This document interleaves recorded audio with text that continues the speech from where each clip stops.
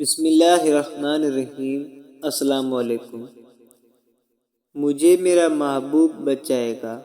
ایک مرتبہ نبی اکرم خاتم النبیین صلی اللہ علیہ وآلہ وصحبہ وسلم ایک درخت کے نیچے آرام فرما رہے تھے۔ ایک کافر نے دیکھا کہ تلوار لٹک رہی ہے۔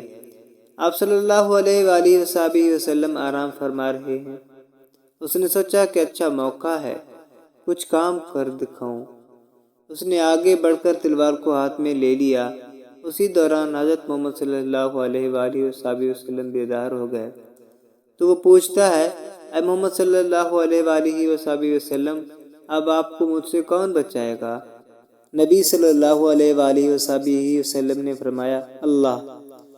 اس اللہ کے لفظ میں کوئی ایسی تاثیری تھی کہ اس کافر کے دل پر ایک ہیبت طاری ہوئی، اتنا کانپا کہ اس کے ہاتھ سے تلوار گر گئی۔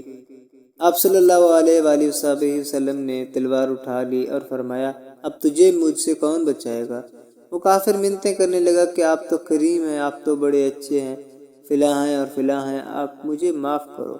آپ صلی اللہ علیہ وآلہ وسلم نے اپنے رحمت للعالمین ہونے کا ثبوت دیا، تو ایسے سخی سے معافی مانگ رہا ہے جسے رحمت العالمین کہا گیا ہے۔ فرمایا، جا تجھے میں نے معاف کر دیا۔ کہنے لگا، حضور صلی اللہ علیہ وسلم مجھے معاف تو کر دیا، حضور کلمہ پڑھا دیجئے تاکہ مجھے اللہ تعالیٰ بھی معاف فرما دیں۔ میں آج سے ہی آپ صلی اللہ علیہ وآلہ وسلم کے غلاموں میں شامل ہوتا ہوں۔